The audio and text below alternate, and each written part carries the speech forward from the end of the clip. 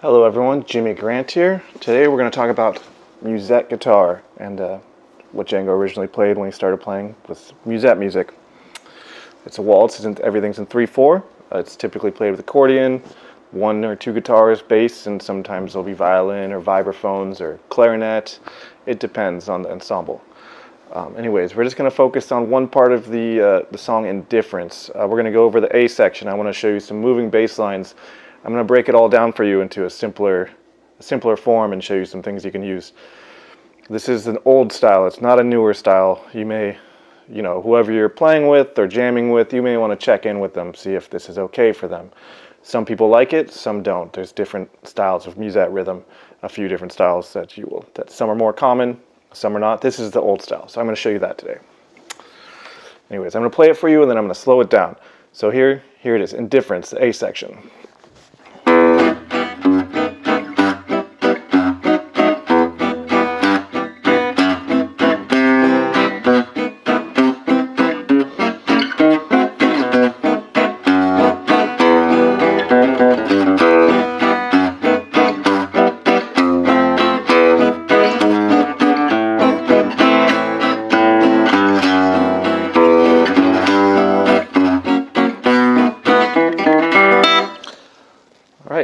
That's the whole A section. There's a bunch of different variations we can go on that. We can move it up the neck, but we're just going to focus on these lower chords up here because when the accordion's playing, he typically takes up the higher registers. So we want to focus on these lower chords to get that extra bass and that crunchiness. Anyways, so I'm just going to show you the chords real quick, or real slow. We're going to slow it down for you. Here is the first chord's just E minor.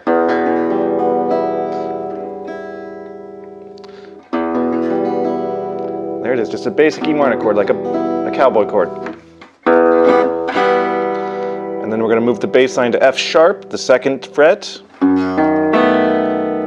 So it's like a B7 with the F sharp in the root. Then to E minor, so this is like a G major almost. You have your triad here. So 5 on the D string, 4 on the G string, and 5 and the 5th fret on the E string. So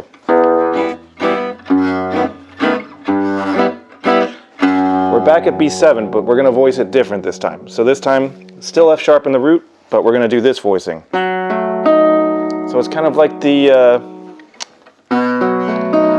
B7 bar chord, but so I'll play it for you.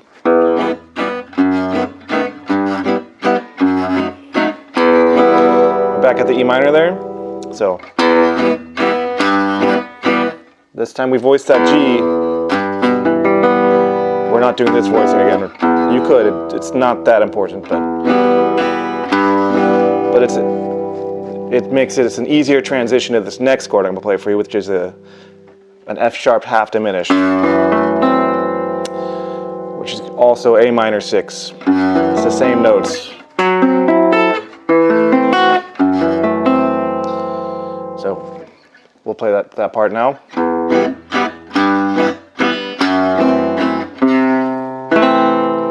So that chord, A minor with a C in the root. There's a cowboy A minor, and your C in the root.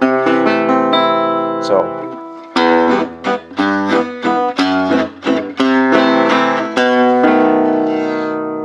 B7, and then I go up like a diminished scale here.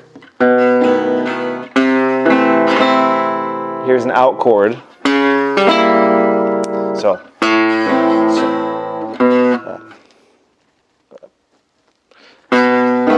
B7, A minor with a C in the root, and you can voice this like this if you want to. This is like a C minor 6 or an A7. You can voice it like this. He's open voicing, it sounds nice. Or you can do it diminished. C sharp diminished, D sharp diminished. So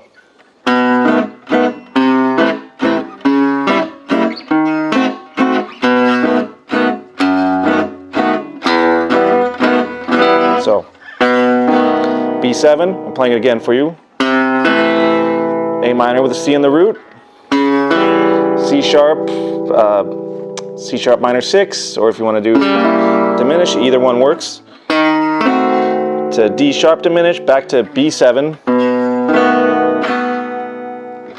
Then a B7 with the F sharp in the root, there again. And if, so.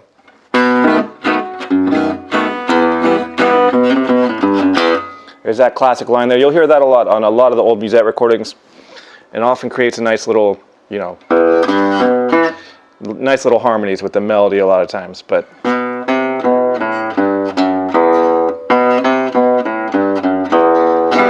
Now we're at the second half. So it's the same as the first one we did, so. E minor, F sharp, or sorry, B7 with an S sharp in the root, E minor. Now this is something, I'll show you the other variation of something that people play here, but I'm going to play you what's on the original recording of Tony Murenas. It goes to F major, to E7, G sharp diminish. So I'm going to play that for you.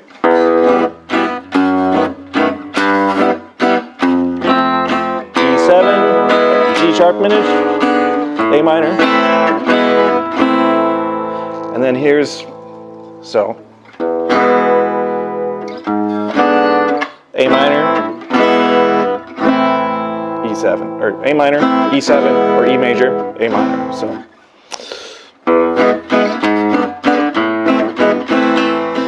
We're almost at the end here of the whole first section. Here's a little walking bass line that comes down from the chords. So it starts on A minor, E minor,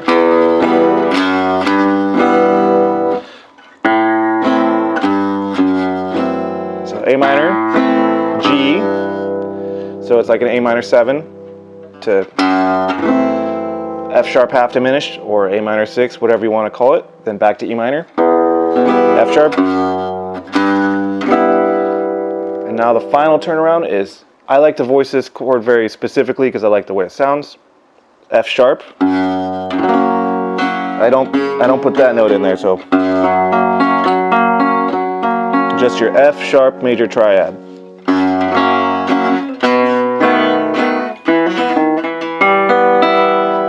And then there's a little ending you can play there at the very end of the song, or even during the melody. I mean, just be careful, don't overdo it.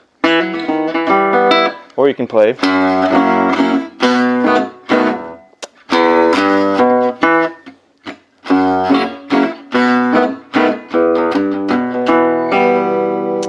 So now I'm going to show you the other variation that you'll often hear for the second half of the song, a bass line that walks down.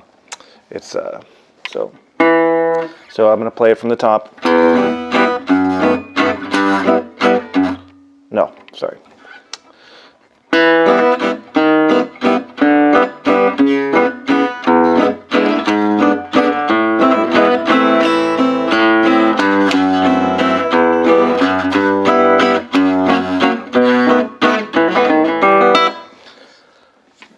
Anyways, that's all I have for you today, so let me know if you have any questions below. Please like and subscribe for more, and let me know if you want any other content from me.